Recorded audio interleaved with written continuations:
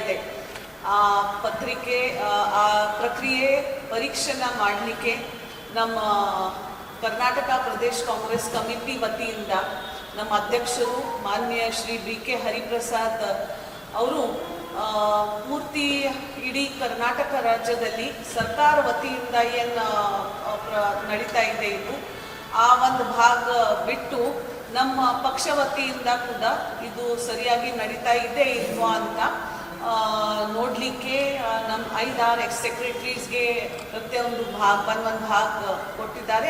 ಆ ನಿಟ್ಟಿನಲ್ಲಿ ಕಿತ್ತೂರು ಕರ್ನಾಟಕ ಅಲ್ಲಿ ಇವತ್ತು ಪರೀಕ್ಷೆ ಮಾಡಲಿಕ್ಕೆ ನನ್ನ ಸ್ವಂತ ಜಿಲ್ಲೆ ಬೆಳಗಾವಿ ಜಿಲ್ಲೆಗೆ ಮೊದಲೇ ಬಾರಿ ಸ್ಟಾರ್ಟ್ ಮಾಡ್ತಾ ಇದ್ದೀನಿ. ಅದಕ್ಕೆ ಭಾಳ ಒಂದು ಖುಷಿ ಆಗ್ತಾ ಇದೆ. ಈ ಸಮಾರಂಭದ ಪತ್ರಿಕೆ ಕಾನ್ಫರೆನ್ಸ್ಗೆ ಉಪಸ್ಥಿತಿ ಇರ್ತಕ್ಕಂಥ ನಮ್ಮ ಅಧ್ಯಕ್ಷರು ಶ್ರೀ ವಿನಯ್ ನವಲ್ಗಟ್ಟಿ ಅವರೇ, ವೇದಿಕೆ ಮೇಲೆ ಇರ್ತಕ್ಕಂಥ ಎಲ್ಲ ಫ್ರಂಟಲ್ ಸೆಲ್ಸ್ದು ಮತ್ತು ಎಲ್ಲ ಗಣ್ಯಮಾನ್ಯರಿಗೆ, ಮುಖ್ಯವಾಗಿ ಇವತ್ತು ಪ್ರಿಂಟ್ ಮೀಡಿಯಾ ಜಾಸ್ತಿ ಬಂದಿದೆ ಅಂತ ಹೇಳಿದರು. ಸೊ ಅದಕ್ಕೆ thank you for coming and covering this process and this media conference for all of us. ಇಷ್ಟು ಎಲ್ಲ ಹೇಳಿ ಇವತ್ತು ಎಲ್ಲ ಮೀಟಿಂಗಲ್ಲಿ ಎಲ್ಲರೂ ಬ್ಲಾಕ್ ಅಧ್ಯಕ್ಷ ಸುಮಾರು 8 ಕ್ಷೇತ್ರ ಇದೆ ಬೆಳಗಾವಿ ಜಿಲ್ಲೆಯಲ್ಲಿ, plus city north and south ಎರಡೂ ಅಧ್ಯಕ್ಷರು ಬಂದು ಲೆಕ್ಕಾಚಾರ ಕೊಟ್ಟಿದ್ದಾರೆ. ಆದರೆ ಕೂಡ ಐ ಥಿಂಕ್ ಸಾಕಷ್ಟು ಅಸೆಂಬ್ಲಿ ಕಾನ್ಸ್ಟಿಟ್ಯೂಯೆನ್ಸೀಸ್ನಲ್ಲಿ 60 ಮೇಲೇನೆ ಡಿಜಿಟೈಸೇಷನ್ ಆಗಿದೆ. ಸೊ 60ಇಂದ ಕೆಲವರು ಕಾನ್ಸ್ಟಿಟ್ಯೂಯೆನ್ಸಿಗೆ 72% ಕೂಡ ಆಗಿದೆ. ಮುಖ್ಯವಾಗಿ ಸೌಂದತ್ತಿ ಕಾನ್ಸ್ಟಿಟ್ಯೂಯೆನ್ಸಿಯಲ್ಲಿ 2nd ಪ್ಲೇಸಲ್ಲಿ ಸೌಂದತ್ತಿ ಮಾಡಿ ತೋರಿಸಿದ್ದಾರೆ ಅಂತ ಬ್ಲಾಕ್ ಅಧ್ಯಕ್ಷ ಮತ್ತು ಎಲ್ಲ ನಮ್ಮ BLAsಗೆ ಮುಖ್ಯವಾಗಿ ಧನ್ಯವಾದ ಹೇಳಲಿಕ್ಕೆ ಬಯಸ್ತೀನಿ. ನಿಮ್ಮ ಮುಖಾಂತರ ಭಾಳ ಕಷ್ಟಪಟ್ಟು ಇದು ನಮ್ಮ BLAs ಹೋಗಿ BLO ಜೊತೆ ಹೋಗಿ ಇದು ಎಲ್ಲ ಪ್ರಕ್ರಿಯೆ ನಡೀತಾ ಇದೆ. ನಿಮ್ಮ ಚಾನೆಲ್ ಮುಖಾಂತರ ನಾನು ಅಷ್ಟೇ ಎಲ್ಲರಿಗೆ ವಿನಂತಿ ಮಾಡ್ತೀನಿ, ಏನಂದರೆ ಈ ಸರ್ ಪ್ರಕ್ರಿಯೆ ಯಾಕೆ ಮುಖ್ಯವಾಗಿದೆ. SIR ಸ್ಪೆಷಲ್ ಇಂಟೆನ್ಸಿವ್ ರಿವಿಷನ್ ಅಂತ ಹೇಳಿ ಭಾರತ ದೇಶದಲ್ಲಿ ವೆಸ್ಟ್ ಬೆಂಗಾಲ್ ನೋಡಿದರೆ, ಬಿಹಾರ್ ನೋಡಿದರೆ ಈ ಪ್ರಕ್ರಿಯೆಯಲ್ಲಿ ಭಾಳ ಹೆಚ್ಚು ಕಡಿಮೆ BJP ಗವರ್ಮೆಂಟ್ ಮೋಸ ಮಾಡಿದ್ದಾರೆ. ಸೊ ಆ ನಿಟ್ಟಿನಲ್ಲಿ ಮೋದಿ ಸರ್ಕಾರ ಏನು ಇಂಥ ರಾಜ್ಯದಲ್ಲಿ ಎಲ್ಲಿ ಕಾಂಗ್ರೆಸ್ದು ಇಲ್ಲ ಅಂದರೆ ಬೇರೆ ರೀಜನಲ್ ಪಾರ್ಟಿದು ಸರ್ಕಾರ ಬರಲಿಕ್ಕೆ ಸಾಧ್ಯತೆ ಇದೆ. ಆ ರಾಜ್ಯದಲ್ಲಿ ಅವರು ಭಾಳ ಕಷ್ಟ ಕೊಡಲಿಕ್ಕೆ ಕೂಡ ಪ್ರಯತ್ನ ಮಾಡ್ತಾರೆ. ಸೊ ಅದಕ್ಕೆ ಕರ್ನಾಟಕ ಮುಖ್ಯವಾಗಿ ಯಾಕೆ ಇದೆ ಈ ಸರ್ ಪ್ರಕ್ರಿಯೆ ಅಂದರೆ, ಕರ್ನಾಟಕದಲ್ಲಿ ಭಾಳ ಹೆಮ್ಮೆಯಿಂದ ಸಿದ್ದರಾಮಯ್ಯ ಅವ್ರದ್ದು ಸರ್ಕಾರ ಇದ್ದಾಗ ಕೂಡ, ಆಮೇಲೆ ಈಗ DK ಶಿವಕುಮಾರ್ ಸಾಹೇಬ್ರ ಸರ್ಕಾರ ಇದ್ದಾಗ ಕೂಡ 5 ಗ್ಯಾರಂಟಿ ಸರಿಯಾಗಿ ಎಲ್ಲ ಜನರಿಗೆ ಸಿಗ್ತಾ ಇದೆ. ಆ 5 ಗ್ಯಾರಂಟಿ ಸಿಗ್ತಾ ಇರ್ತಕ್ಕಂಥ ಮತ್ತೆ ಒಮ್ಮೆ ಸತಿ ಬರೋದು 28ಗೆ ಮತ್ತೆ ಒಮ್ಮೆ ಸತಿ ಕಾಂಗ್ರೆಸ್ ಬರಲಿಕ್ಕೆ ಖಂಡಿತವಾಗಿ 100ಕ್ಕೆ 100 ನಾವು ವಾಪಸ್ ಬರ್ತೀವಿ ಅಂತ ಆ ನಿಟ್ಟಿನಲ್ಲಿ ಕೂಡ ಕಾನ್ಸಂಟ್ರೇಷನ್ BJP ಅವರು ಮಾಡ್ತಾ ಇದ್ದಾರೆ. ಸೊ ಆ ನಿಟ್ಟಿನಲ್ಲಿ ಈ ಪ್ರಕ್ರಿಯೆ ಅದಕ್ಕೆ ನಮಗೆ ಇಂಪಾರ್ಟೆಂಟ್ ಅಂದರೆ ಪ್ರತಿಯೊಂದು ಕ್ಷೇತ್ರ ಅಲ್ಲಿ ಪ್ರತಿಯೊಂದು ಬೂತಲ್ಲಿ ಇದು ಸರಿಯಾಗಿ ನಮ್ಮ ವೋಟರ್ಸ್ ಏನು ಕಾಂಗ್ರೆಸ್ ಪಕ್ಷದ ವೋಟರ್ಸ್ ಇದೆ ಅದು ಕಟ್ ಆಗಬಾರ್ದು ಅಂತ ಒಂದು ನಿಟ್ಟಿನಲ್ಲಿ ಇದು ಎಲ್ಲ ಪ್ರಕ್ರಿಯೆ ನಾವು ಕಾಂಗ್ರೆಸ್ ಸಮಿತಿ ವತಿಯಿಂದ ಕೂಡ ಸರಿಯಾಗಿ ನೋಡ್ತಾ ಇದ್ದೀವಿ. ಖಂಡಿತವಾಗಿ ಇನ್ನು ಈ ಡೀಟೇಲ್ ರಿಪೋರ್ಟ್ ನಾನು ಈಗ ಏನು ತಗೊಂಡಿದ್ದೀನಿ ಅದರಲ್ಲಿ ಇಲ್ಲಿವರೆಗೂ ಅಂತ ಆ ಥರ ಏನು ಅನ್ಸುತ್ತಾ ಇಲ್ಲ. ಇನ್ನು ಮುಂದೆ ಕೂಡ ಎಕ್ಸ್ಟೆನ್ಷನ್ ಆಗಿದೆ, 8ನೇ ಆಗಸ್ಟ್ವರೆಗೂ ಇವರು ಎಕ್ಸ್ಟೆನ್ಷನ್ ಕೊಟ್ಟಿದ್ದಾರೆ. ಸೊ ಎಲ್ಲ ಕ್ಷೇತ್ರದಲ್ಲಿ ಎಲ್ಲ ಜನರಿಗೆ ಒಂದು ವಿನಂತಿ ಮಾಡ್ತಾ ಇದ್ದೀವಿ, ಸರ್ ಪ್ರಕ್ರಿಯೆ ಯಾವ ವೋಟಿಂಗ್ಗೋಸ್ಕರ ಬರೀ ಇಲ್ಲ, ಇದು ಯಾವ ಪಕ್ಷದ ಕೆಲಸ ಕೂಡ ಹಂಗೆ ಇಲ್ಲ. ಇದು ನಿಮಗೆ ಸಿಕ್ಕದು ನಾಗರಿಕತ್ವ ಸಿಟಿಸನ್ಶಿಪ್ ಹಕ್ಕು. ಆ ಹಕ್ಕು ನಿಮಗೆ ಸಿಕ್ಕಬೇಕು ಅಂದರೆ ಈ ಪ್ರಕ್ರಿಯೆಯಲ್ಲಿ ನೀವು ಖಂಡಿತವಾಗಿ ವಿದೌಟ್ ಫೇಲ್ ಭಾಗವಹಿಸಬೇಕು.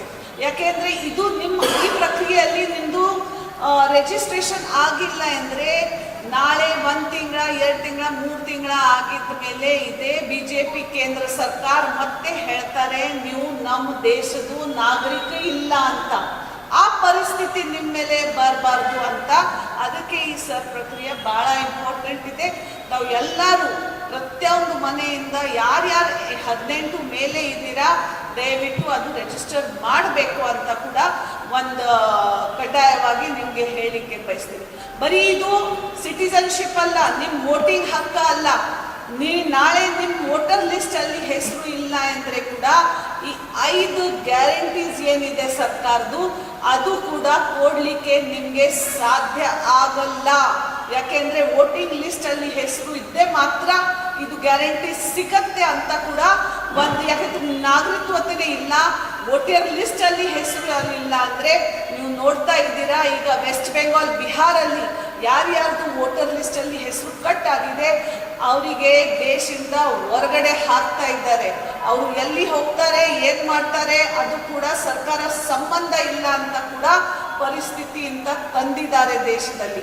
ಸೊ ಆ ಪರಿಸ್ಥಿತಿ ನಮ್ಮ ಕರ್ನಾಟಕ ಜನರಿಗೆ ಬರಬಾರ್ದು ಅಂತ ಅದಕ್ಕೆ ನಿಮ್ ಎಲ್ಲರಿಗೆ ಮತ್ತೆ ಒಮ್ಮೆ ಸತಿ ಎಲ್ಲ ಕ್ಷೇತ್ರ ಇಲ್ಲಿ ನೋಡಿದ್ದೀನಿ. ಕಿತ್ತೂರು, ಗೋಕಾಕ್, ಬೈಲ್ಹೊಂಗಲ್, ಸೌಂದತ್ತಿ, ಖಾನಾಪುರ್, ಅರ್ಬಾವಿ ಎಲ್ಲ ಕ್ಷೇತ್ರ ಅಲ್ಲಿ ಸುಮಾರು ಚೆನ್ನಾಗಿ 60 to 75% ನಡೀತಾ ಇಂತ ಇದು ಡಿಜಿಟೈಸೇಷನ್, ಬರೀ ಇದು ರಿಸೀವ್ಡ್ ಕಾಪೀಸ್ ಅಲ್ಲ, ಡಿಜಿಟೈಸೇಷನ್ ಅಲ್ಲಿವರೆಗೂ ಆಗಿದೆ.